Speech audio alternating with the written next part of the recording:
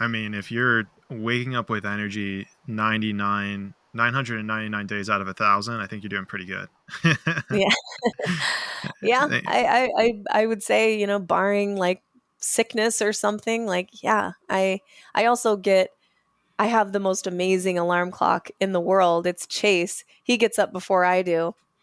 And he just naturally wakes up earlier. And then the night before, I usually tell him, like, hey, can you get me up at like 5:30 or 6 or whatever it is?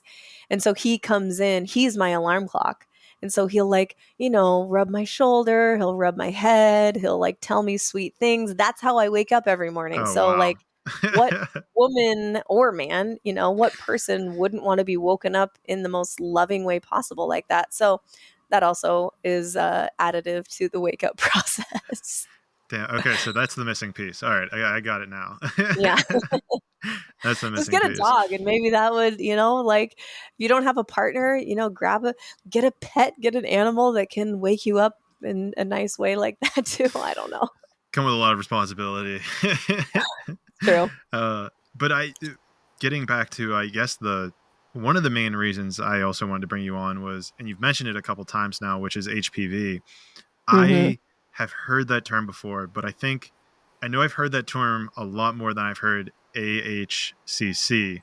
So the acronym HPV. And then you hit me with a startling statistic. I think you said something like 80% of men and like 90% of women will get it at some point in their life. And I was like, wait, there's something I've never heard of, but 90% of people, 85% of people will get this at some point in their life. So what is HPV? Yeah, so HPV stands for Human Papilloma Virus, and this is actually a cluster of viruses. So there's about 150 different strains that fall under this category of HPV, Human Papilloma Virus. And there's about 150-ish, there may be even more depending on what sources you're looking at. Sorry, I have to sneeze. Do it. Will not be bleeped. It's not coming out, but it might in a few Oh, seconds. So yeah, HPV is about 40 of those 150 strains are sexually transmitted. So some of them are not sexually transmitted, but they're just like skin to skin contact. So sometimes you'll see little kids with like warts on their elbows or warts on their hands, and that can also be a strain of HPV that wasn't sexually transmitted, but maybe they rubbed up against someone who had it, and it's just skin to skin contact. So, about 40 strains are sexually transmitted, and a few of those strains can actually lead to different types of cancer if they are left untreated or unaddressed or unsupported. So, cervical cancer, for example, is the fourth most common type of cancer for women, and they are kind of linking it back to HPV, that 99% of cervical cancers are linked to HPV. So what they see is that people who are HPV positive, it can lead to something like cervical cancer. It's still a very low amount. Like, out of the people that get diagnosed with HPV, only 1% or less will be diagnosed with some sort of cervical cancer or otherwise. But this doesn't just affect women. Like you said, I'll correct your stat a little bit. It's upwards of 90% of men will be exposed to HPV, and 80% roughly of women will be exposed to HPV. These are sexually active individuals. So because it's sexually transmitted, some of the strains don't have any like physical manifestations.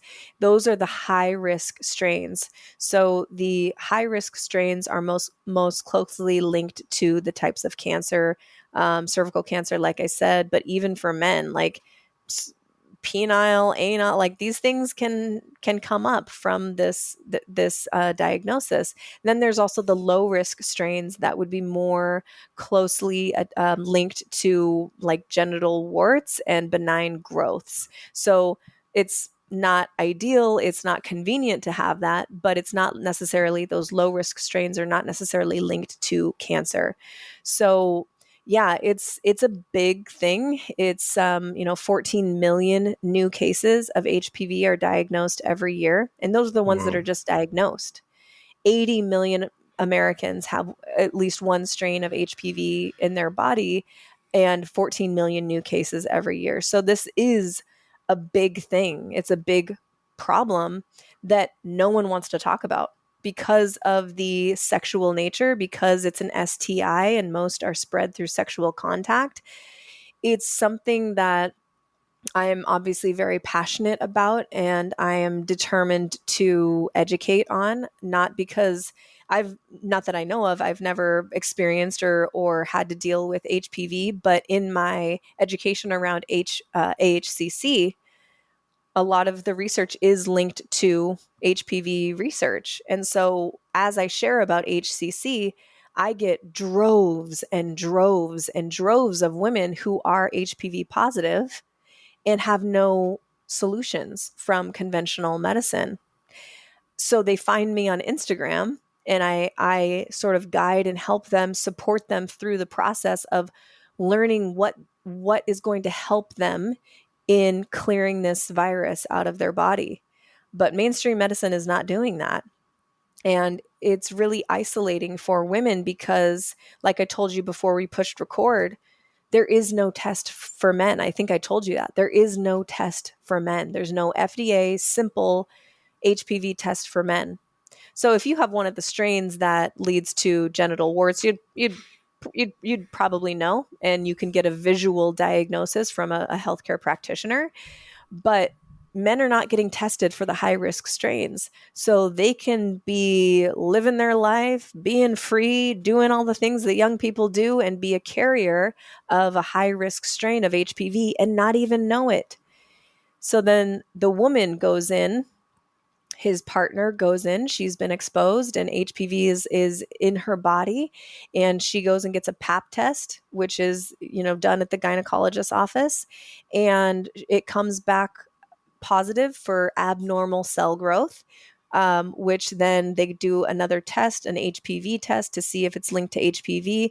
A lot of times that comes back positive. So now she is carrying the burden of this diagnosis on her own because there is no test for men. So women are very alone in dealing with this because a lot of men and people who have heard of HPV and know that it can lead to cervical cancer, they think that it's a woman's issue, but it's not. It's a human issue. It's human papilloma virus, not woman papilloma virus. It can affect any human. So that is really where a lot of my work lies right now, is educating and supporting women and their partners on how to navigate all of this, because there is, like I said, next to zero solutions coming from the mainstream medical model. So why is there no test for men? Your guess would be as good as mine. I Really? know So they that, have the technology. There's not like a genetic difference that's too much. Like, we're talking gynecologists. There's body parts women have that guys don't, whether or not people want to admit that. yeah, So is it not right. is it like Yeah. more difficult to test guys, or is there a different way that could be done? I don't know the answer. I don't have a good answer here because this is one point of frustration for me. This is a huge point of frustration for me. I know that the technology exists because there's research on men who have HPV. So I know they have the ability to test for it. Why it is not available to the average guy to just walk into a Planned Parenthood and get an HPV test, it's not out there yet. I don't know why, and it's a huge piece of frustration. It's a point of frustration for me because, again, it's contributing to the woman feeling completely isolated. I don't know. So do a majority of, like, I had no idea of this, but do women generally know what HPV is? I mean 70% of adults have never even heard of HPV. So I don't know Wow. if it skews towards men or women. I mean, the only thing that would make me say yes, probably more women know about HPV than men, is they're going into their gynecologist every couple years to get checked out and to get looked at. And they might talk about, hey, we're going to do an HPV test, or you're due for your HPV test. Oh, what's HPV? Oh, it's this virus, blah, blah, blah, blah, blah. Also, women were hit really hard in the early 2000s with the HPV, trying not to say the V word, the HPV shot called Gardasil. So they originally hit women really Mm, hard with this marketing propaganda campaign. And their tagline was be one less, meaning be one less woman who gets cervical cancer. So I think in general, probably women are more aware of HPV, but I've literally interviewed people on the street, and most people have no idea what HPV is. yeah, that's crazy. Yeah, because I mean, and now that I'm thinking about it, this is probably where I've heard it before. Is whenever kids are born, that nurses will encourage the parents to get an HPV V word jab or poke or whatever we want to call it. I think you're Uh, thinking of hepatitis B. oh, is that what I'm thinking of? Yeah, because Hepatitis. they don't recommend the HPV shot until about 9 years old for little boys Oh, and okay. little girls now. But at birth, yes, the hepatitis B V word is offered basically day one of life, which is, Mm, in my opinion, completely unnecessary because babies are not at risk of hepatitis B. It's from intravenous drug users and people who are sexually promiscuous, and they test women for hepatitis B before they give birth anyway, so they know if mom has it or not. So, in my opinion, there is no use for that V word. interesting. Yeah, interesting. And I mean, so I guess the next question then is if at the age of 10 or 11, everyone's getting majority of people, let's say at least, are getting poked with something that's supposed to prevent it, then why is HPV still a thing? Why is it that you created a program around it? Why are there people that still need cured? Because I believe that the vaccine is not as effective as they claim. And from their own data, they say that the efficacy window, which I'm not even convinced is as efficacious as they say it is, but they, from their own data, say that it's only effective for 5 years. So if a child gets vaccinated, sorry, I said the V word. If a child gets the Yeah, poke, honestly, you said it earlier too. I think this might be a podcast that doesn't get put up on YouTube. I'll be honest. I gotta just protect. And well, guys, I apologize, but you uh, can bleep it out. I don't care or whatever, but I'll okay, try that's a not to good say it point. from here on out. It's all right. Um, uh, yeah, I mean, this is what sucks about this conversation is because I'm honestly trying to give people well-rounded information that is not going to come from their doctor, unfortunately.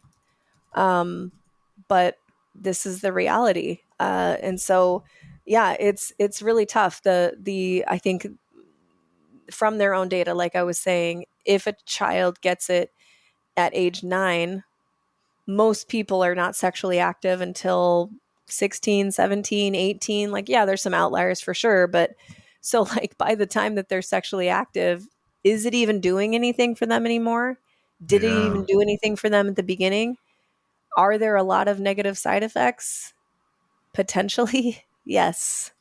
Um, so yeah, this is a huge part of my education. And so you asked, why did I create a program for people who are navigating HPV?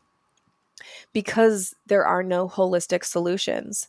We know that 100% of the cases of HPV that are cleared are because the immune system is clearing it. It ultimately comes down to your immune system every single time. So, what kind of information and education are providers giving their patients and clients to support their immune system if they have an active infection? So the solutions that they give people are not actually solutions. The first non solution is, okay, you tested positive, just come back in a year and we'll retest you and see if anything's progressed. Okay, well, that's not a solution. That's a waiting game. And yes, the body does have the ability to clear it in that year, but she is left asking all types of questions. What do I do? How do I talk to my partner? Is there anything that I can do to help myself with this? Are these procedures that they're talking about for me? Is this safe? What can I do? Like, there's all these questions running through the mind of someone who was just diagnosed, and their provider is sort of nonchalant and saying, just come back in a year. Well, that's not a solution. Like I said, that's a waiting game. Okay, so the next solution that they might talk about is the V.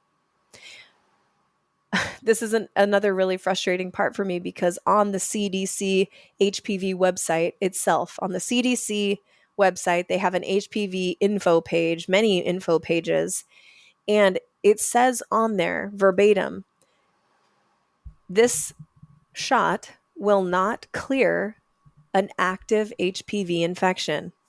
So why then are they giving it to people with active HPV infections? Well, they say, well, I want my patient to feel like she's doing something. In my opinion, in my research, in my exploration of holistic health, when the body is already overstressed and overtaxed in clearing something like a virus, the last thing that they need is a hefty dose of aluminum, which is one of the most toxic substances on the planet. How is that helpful to the healing process? It's not. So that is another non-solution. The next non-solution that they might give a woman is called a LEEP procedure, LEEP, loop electrosurgical excision procedure, which Oof. is for women who have some level of cervical dysplasia, meaning they have abnormal cells on their cervix that are presenting. So the doctor will recommend a LEEP procedure, which is they go in, they put a speculum in, they open everything up, and they literally take a hot wire and scoop off Oh part my of the gosh. cervix that has cervical Oh. dysplasia. So from this, women can have, it's very painful, first of all. There's can be some side effects with healing and not properly healing, bleeding, pain. Also, I just talked to a woman yesterday. She was interviewing me, and she had this procedure done when she was very young, and she said her cervix was numb for years. It Oh. impacts sexual health. It can impact fertility, because scar tissue can develop over that excision process, that cutting away. It can form cervical, or it can form. Sorry, my brain is farting. It can it can form scar tissue. That's what I'm trying to say. It can form scar tissue, which it can impact a woman's ability for her body to open up during the birthing process. So when a woman is in labor, her cervix has to completely open. If there's scar tissue, one of my very dear friends had a very complicated birth because she had this scar tissue on her cervix that was not able to open up in the right way. And she had to be rushed to the hospital. Like, it's not some little thing. And on top of that, on top of all the issues that can happen in that way, it's not an actual solution, because you're not supporting the body in clearing the HPV. So women come to me and they say, okay, I had a LEEP procedure, but I still have HPV. I thought I was good. I thought I was clear, because there's a lack in education around this. So that the woman comes away thinking that she's good. She got rid of it.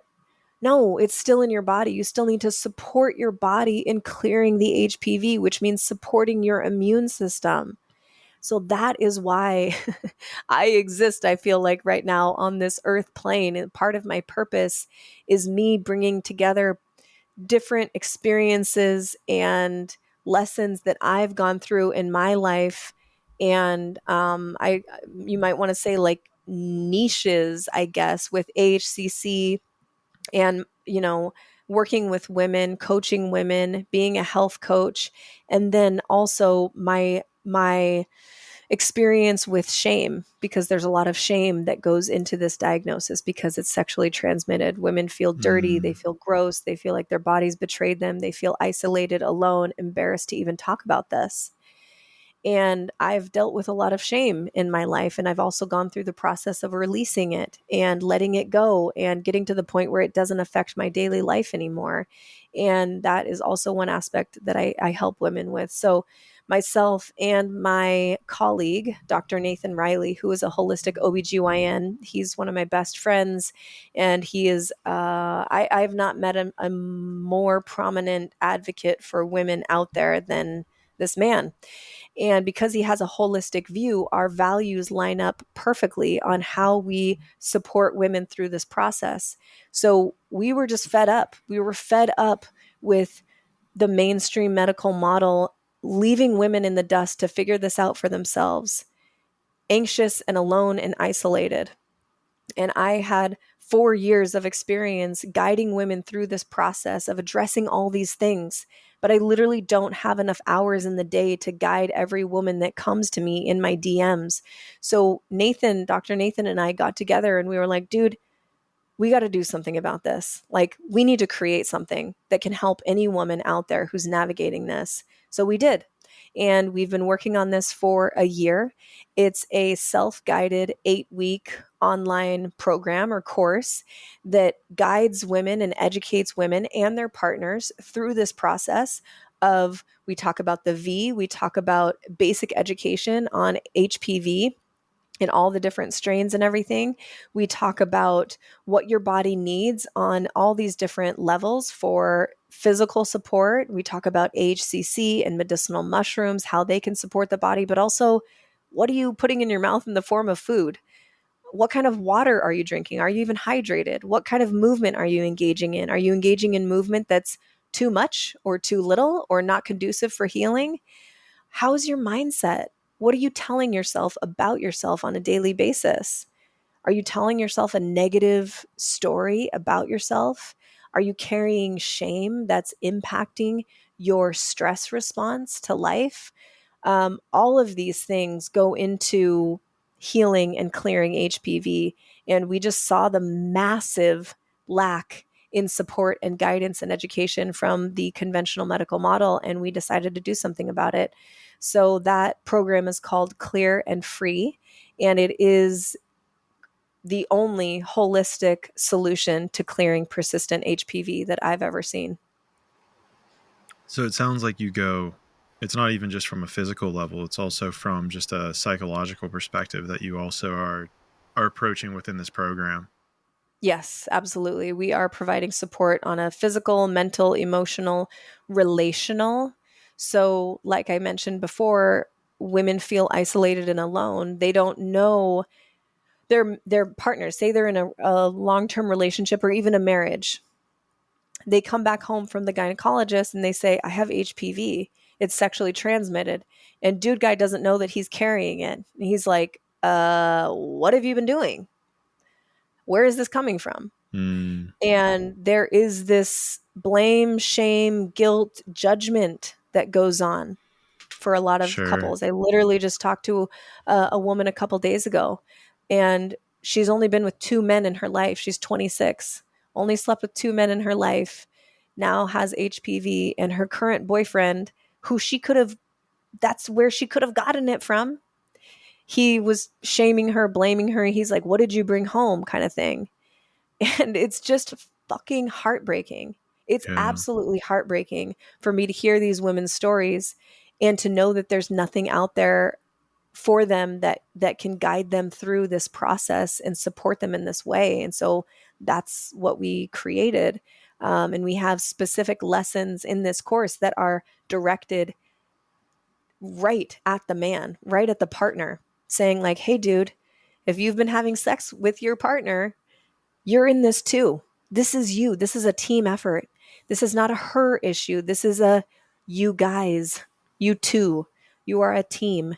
You need to support her and you need to support yourself because it's likely that you're dealing with the same thing.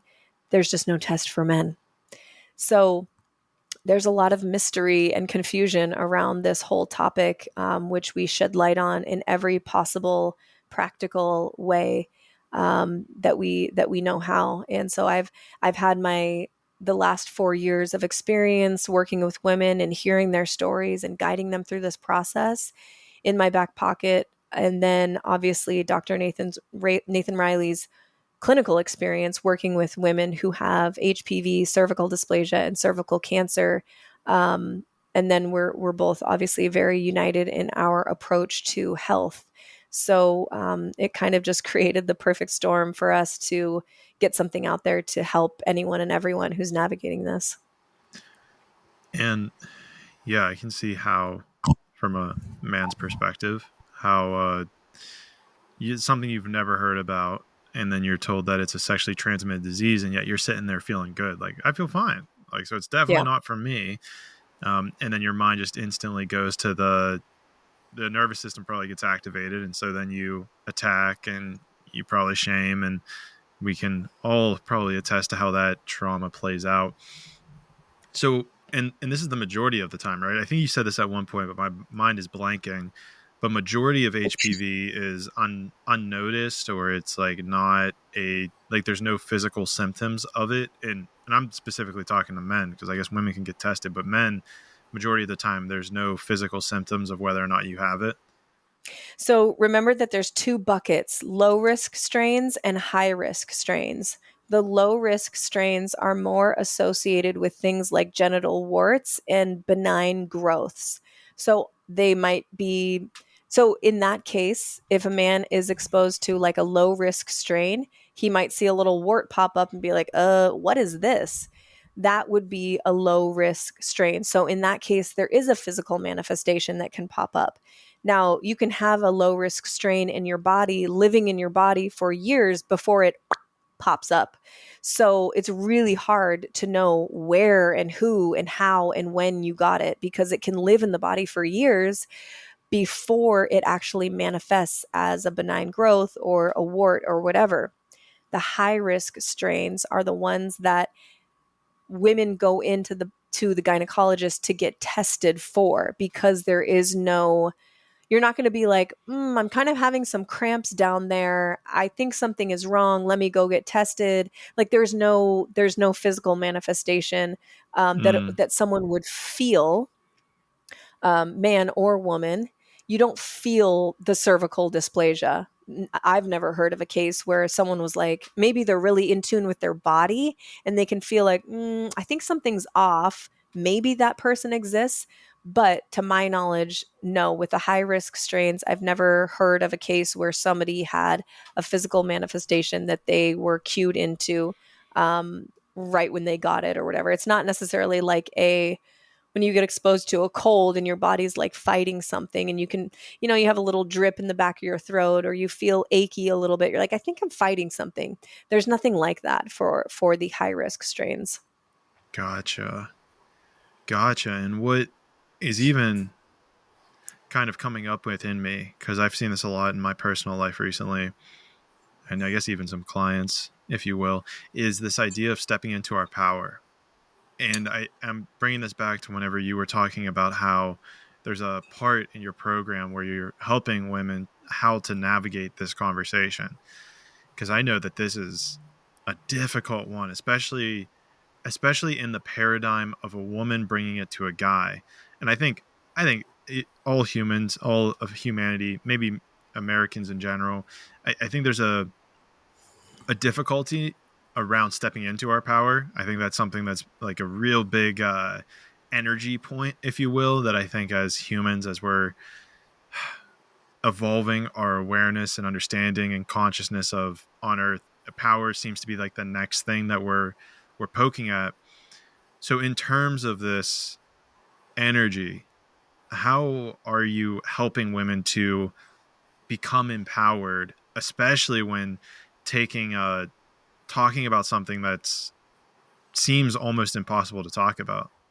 hmm Yeah, it's a good question. So I think early on in the program and how I support women is just getting educated on the prevalence and incidence. So prevalence meaning how many people have this currently, and incidence meaning how common is it, like new cases like popping up, right? So when you learn how common it is, there's almost like this okay, I'm not alone. I'm not a Mm, weirdo. I'm not crazy. I'm not this. I'm not that. a lot of people deal with this. I think it starts there, being like, oh, okay, I didn't know that so many people dealt with this same thing that I'm dealing with. It's with how common it is. I call it the common cold of the cervix. It's so common. So I think just women getting educated in that way is the first little like sigh of relief that they get to take. Then, on an energetic level, when we are supporting them in how to, if they are more educated on how common this is and how it's spread and how it can live in the body for years before it pops up, then they can take that information in a loving way to their partner and say, hey, I tested positive. Here's the fact sheet on HPV.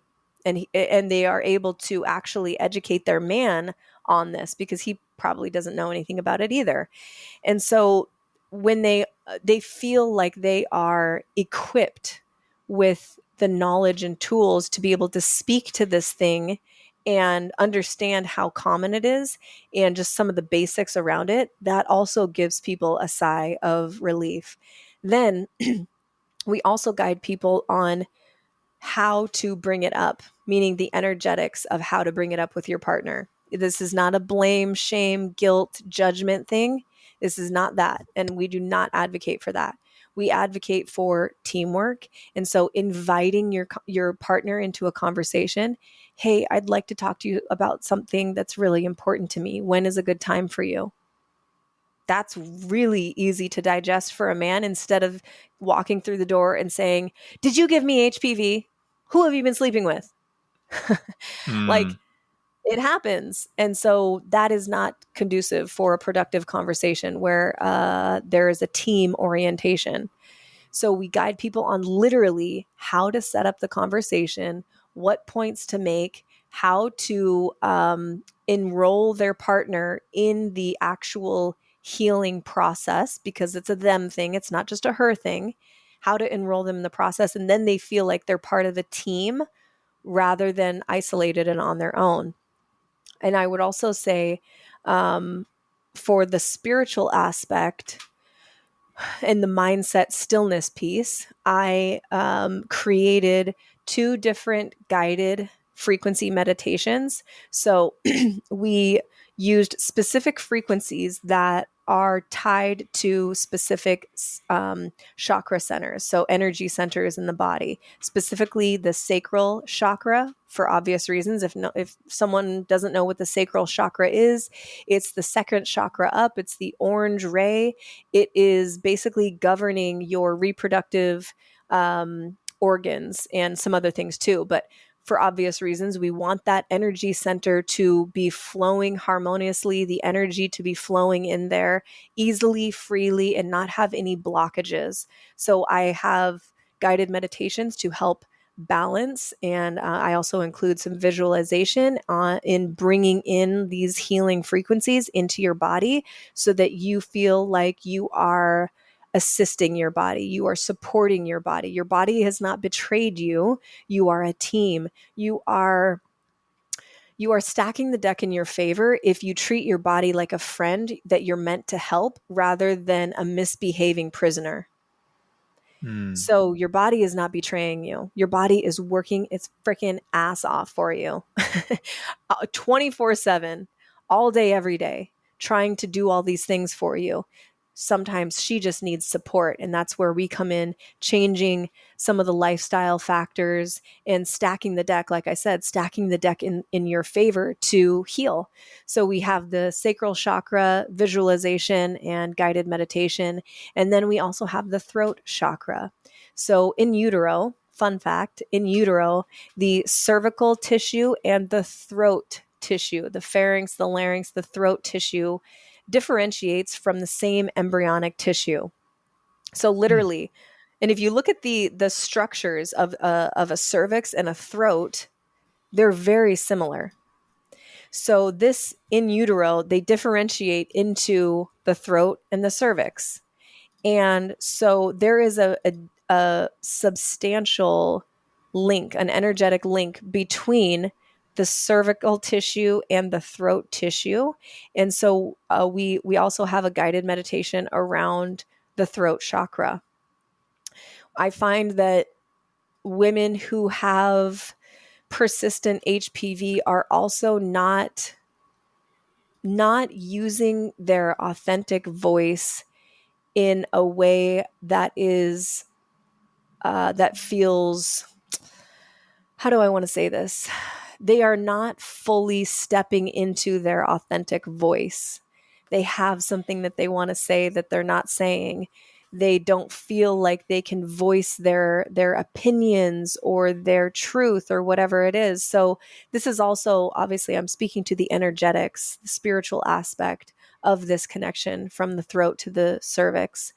So we have a process of getting a woman into her space, into her psyche, and how can we get this authentic voice flowing so that this energy center, this throat chakra, is more balanced. So that's a long-winded answer to speak to all of the aspects that we support women and guide women in. But yeah, it's It's a great all overview. inclusive. It's a very deep dive, and we've done our best to support women on every level. Yeah, I'm pulling up pictures of like the cervix and throat, and it's pretty crazy. I mean, even if you zoom back out, sorry, we'll get back to that. I need to touch on this because it looks pretty crazy. Even looking at let me see what part this is. Oh, even looking at like the uterus, it Mm-hmm. seems like there are still similarities. Like they have a picture of there's a picture of the uterus I'm looking at, and then there's also a picture of like the back of somebody's throat, like where the what would Mm-hmm. you call that? The little thing hangs down, Uvula. the uvula. You good? Okay, good. You're on it. At least you know. I see a lot of similarities, so that's a pretty wild a find there. That's very cool. Mm-hmm.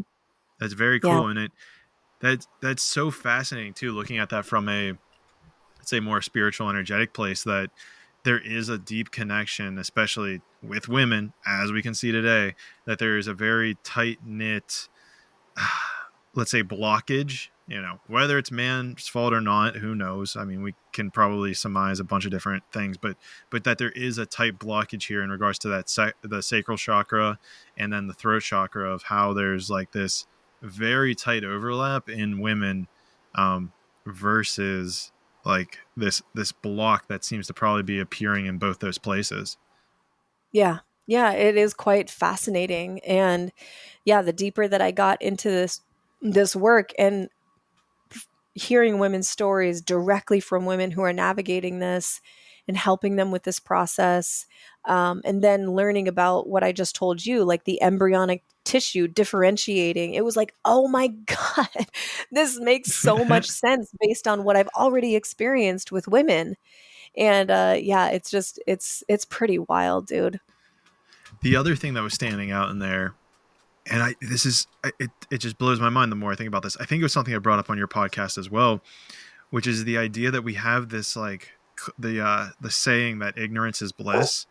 And to Hmm. me, the more I get more in touch with wisdom, more I get in touch with truth, more I get in touch with stories like this, they all just point to the fact that ignorance is actually painful. Like it's actually very painful to be ignorant of anything.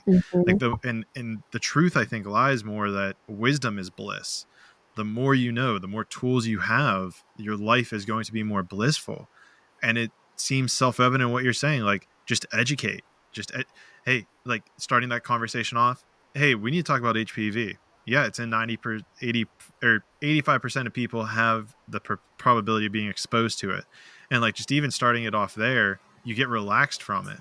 Like if you didn't know that, there'd be a lot more tension, a lot more tightness, a lot more fear than you would like. And it, I don't know. I'm just getting excited that there's more evidence here to wisdom is bliss and ignorance is actually painful.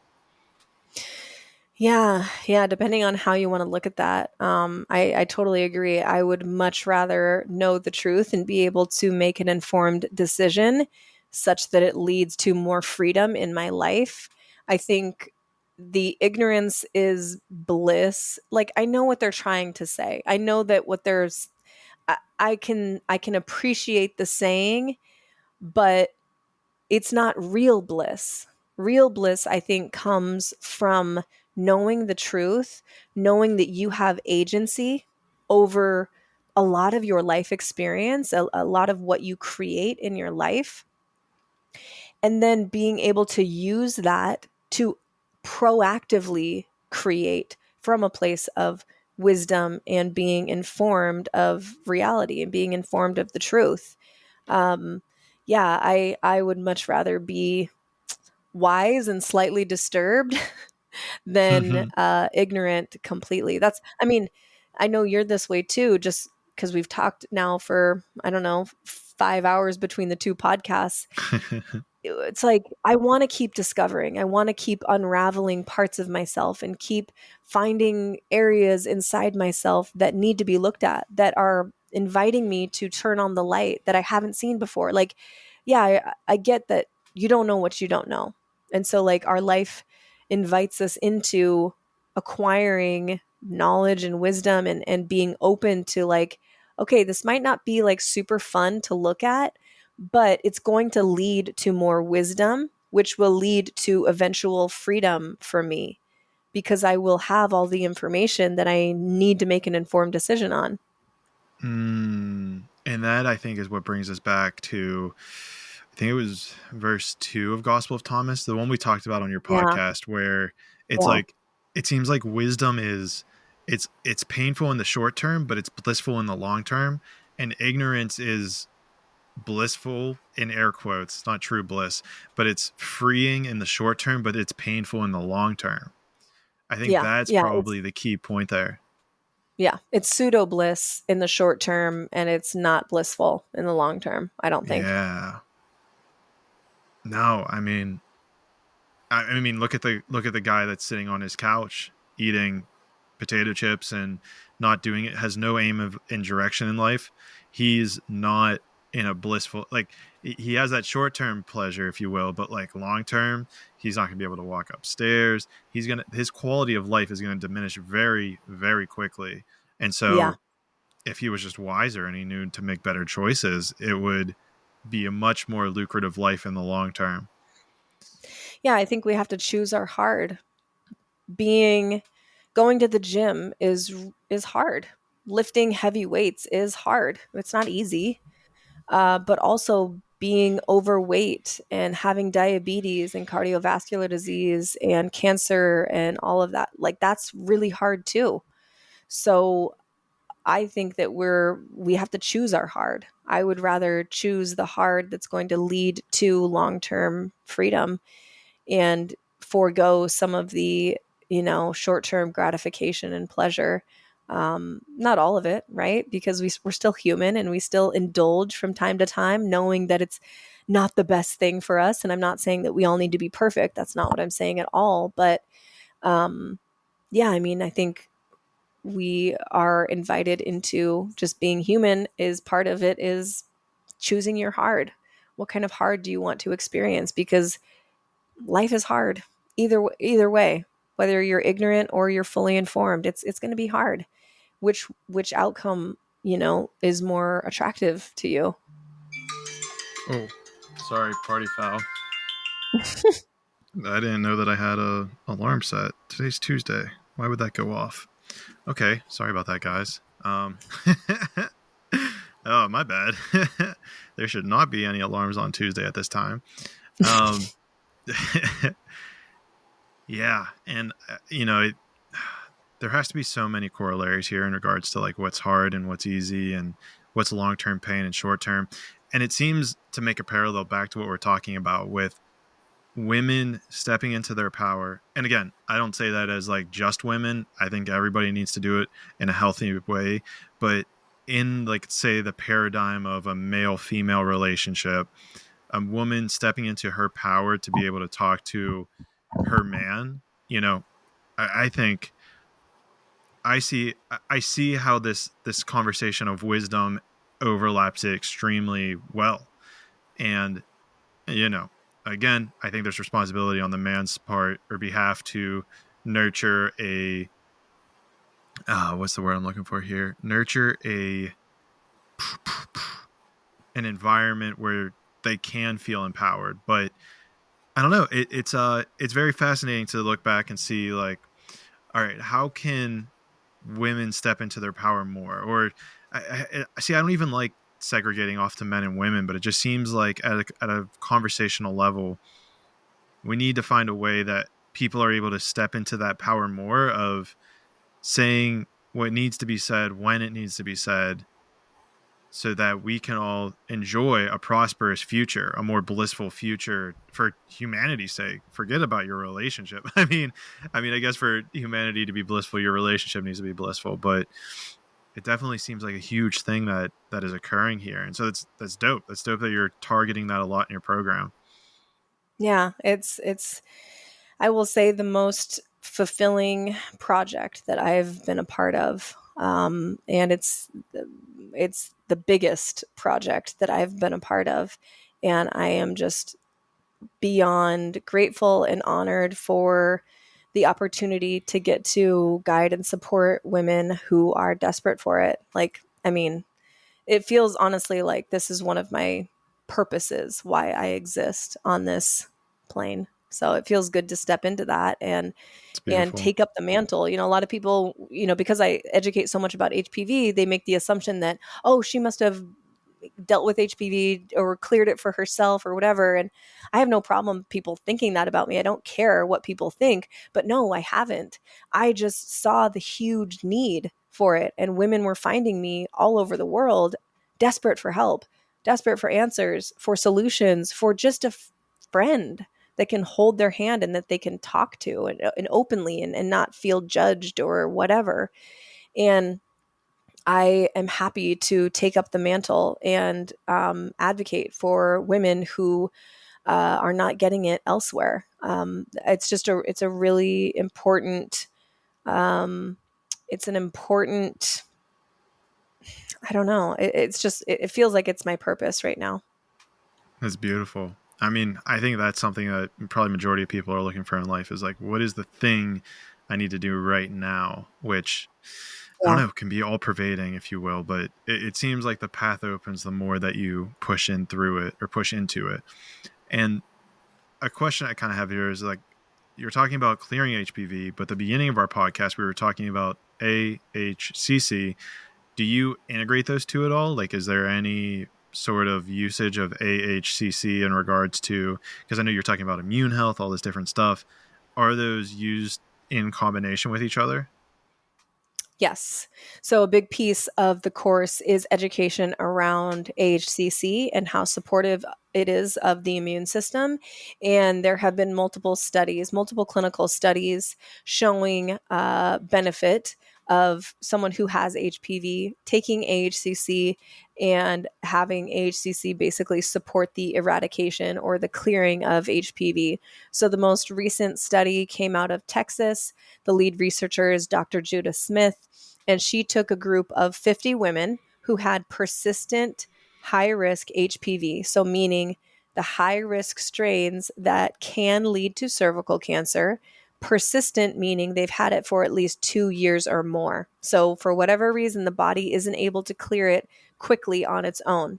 So, she took 50 of these women, separated them into two groups: the placebo group, true placebo group, an inert placebo pill, and then the treatment group received AHCC for 6 months. And at the end of the 6 months, they tested them like monthly, I think. And in the treatment group, 64% of the women in that group were cleared of their high risk persistent HPV in 6 months or less, Wow. with only adding AHCC into their life. That's amazing. That's phenomenal, phenomenal results for a treatment that has no negative side effects, mind you. In the placebo group, how many women cleared on their own apart from using AHCC? Only 2 women, so it equaled about 10%. 10% of women in the placebo group were able to clear versus 64% in the treatment group. That is statistically wildly significant. But as amazing as AHCC is, it's only one piece of the puzzle. If someone is adding AHCC into their life, but they're going through the drive-through 5 times a week, they are not moving their body or moving their body too much. Maybe they're addicted to exercise and they're constantly in a stress state. They're not allowing their body rest and recovery. Not great. If they have a negative view of self and they're telling themselves all sort of negative stories, if they are not providing stillness for themselves, these are all just as important in the conversation around clearing HPV. So, as amazing as AHCC is, I just spent, an hour of this podcast talking about how amazing AHCC is. It makes me wonder if these women in this group, which I know it would never happen because in clinical studies they can only look at one variable, right? You're only changing one variable so you know if this variable had an impact, right? So the variable was Yeah. AHCC. But how many of those women, how many more of those women would have been cleared if they had guidance on nutrition, movement, mindset, stillness, spirituality, if they had support from their husband or boyfriend? So that's why I am so adamant about, yes, HCC is a significant, it's an important piece of the puzzle, but it's only one piece of the puzzle. Yeah. Wow. Yeah, numbers like that really make your jaw drop of like how many Yeah. people. Jeez. Yeah, it's because that was, I think you kind of answered it, but my follow-up question was going to be like, you have what seems here two great products, a course and then this uh, AHCC product. If someone has HPV, is there a way that they could know, like, okay, maybe I should just try AHCC, or they should jump into your program of clearing HPV? Like, is there some sort of internal dialogue or questions they could ask themselves to make a choice on which one is more adequate? Or, I mean, I guess both is the best in the long term, but maybe one makes more sense in certain situations. Yeah, it's a good question. I would say, depending on their diagnosis, whether how severe the cervical dysplasia is, and I won't get into all the grading and everything. It's going to muddy the water. But depending on their diagnosis and depending on what they want to do, like, I mean, if somebody just wants to try AHCC and that's what their budget can afford right now, and they only want to use AHCC and just start there, yeah, I think that that's totally great. Do it. More power to you. Um, I would say it's you're going to, with this course, with this program, I've put all of my information that exists in my brain from the last 4 years of guiding women into this program. And so, yes, if you want to just try HCC and just see if that works for you, great. Love it. I love that for you. If you really want to be supported on every single level and have all of the education in your back pocket and feel fully equipped in every area of your life to stack the deck in your favor to celebrate a negative test sooner, then the course is for you. Also, with the course, you'll be a part of a community of women who are navigating the exact same things that you are. You'll also have access to myself and my colleague, Dr. Nathan Riley. And we are having 6 monthly calls. So women in the course will have 6 monthly calls with Nathan and I to ask questions. Hey, I'm having an issue with this, or hey, what about this over here? Or like, I'm experiencing this. Like, whatever you need, however you need support, we're there for you with these monthly calls. And then we're also bringing in other holistic health experts to add their niche and add to the your awareness bucket, your health tools bucket. So we're inviting in other people, and like I said, you'll be a part of the community. Which, one thing that women feel a lot is that isolation and shame, and they just feel very alone. Sometimes I'm the only person that this woman has told that they have HPV, and Wow. they're sorely missing just a friend, someone who knows what they're going through. So the community aspect, we are not made to live going solo through every negative circumstance or event in our life. And I think when we can attach ourselves and link to other people who care or have some insight into what we're going through, that adds an invaluable nutrient to the person's healing experience, that's going to be mostly psychic and energetic and spiritual, that obviously positively contributes to the well-being of your life, and feeling equipped to handle what comes at you, and equipped to make the necessary changes in order to be as healthy and balanced as possible to support your immune system in the best way. So I think the community aspect is very, very important. Yeah.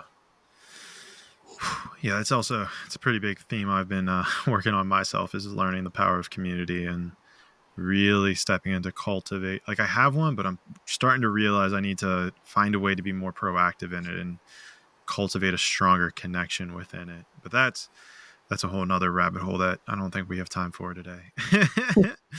But with that being said, Mimi, thank you so much for being here. This was dope. This was a wealth of knowledge I know for myself, so I know other people are going to get it, knowledge as well. I'm going to put your links down in the description. Also, this podcast is actually going to have a pretty quick turnaround. The first part will be released on Thursday. So with that being said, this is your opportunity to speak to the audience. We talked at length about your stuff, but if you want to plug it, if you want to have any closing remarks for the audience, this is your space to talk directly to them. And with that being said, the floor is yours. Yeah. What I would say to the audience is going to be short and sweet. Don't give up. You can heal. And I have made it my purpose and mission to support you in that. If you have any questions, if anyone has any questions about AHCC or the program, you can DM me directly. My handle is Mimi_the medicine on Instagram. And then if you're listening and you know that you want to be a part of this group, you can message me directly and we'll talk, and we'll actually jump on a call. So I offer a free 30-minute call for everyone who's interested in the course to talk through it and see if it's a good fit for you and see if it's right for you. But I will also, Clayton, give you the link. It's not like the easiest link to memorize for signing up for the wait list. So when people get on the wait list, you get basically like VIP pricing. So it's the lowest price that it will be ever offered again. And our next cohort opens up at the end of October, but anyone can sign up for the waitlist at any point. It's just that you'll have access to the lessons at the end of October, early November timeframe. So with the waitlist, you get a huge discount, the lowest price possible. And then you also get a one-on-one call with myself or Nathan for extra support. You also get your first bottle of AHCC free. And then you get the 6 monthly calls with myself, Nathan, and other holistic health experts. So all of that is provided to people who join the wait list. And I'll give you, Clayton, the link for the wait list. And there's no obligation. Like if somebody joins the wait list, you're just joining the wait list, and then you get on a call with me, we talk and we see if it's right for you. There's no obligation if you just join the wait list. It basically just locks in all of those bonuses and the lowest price possible for you. So I think that's all. I think that's and when in doubt, if you missed anything, literally just DM me. Just send me a message on Instagram. That's I think enough information. That's enough information. Yeah. Yeah, I mean, I don't know, it's kind of cool. The new format that I've been doing is I'll break it up into like different parts. So like the first hour will be one part two will be the second hour. I've just find that I think it's so much easier to consume this type of information, like broken up a little bit. So yeah, that's my last bit. Mimi, again, thank you so much for being here. Incredible time talking to you, getting to know you, because I've been talking to Chase for a while now, and I know we've been exchanging emails. So it's cool to spend 5 hours with each other, 6 hours in Yeah, the last. last week Yeah. or whatever it was. Yeah. No, I really appreciate you, and I appreciate your curiosity, and you had great questions. And yeah, I was just really grateful to get the opportunity to connect with you and your audience. Yeah, likewise. I know we've got probably more podcasts doing together in the future, so I definitely look forward to those. And hopefully they're more in person in the future too. I need to Yeah, who get knows? on that, Maybe. make that happen. But cool. Mimi, thank you so much for being here. Guys, go check out her stuff. And if you do not check out her stuff, we'll have a talk about it when we see you all in the sixth dimension.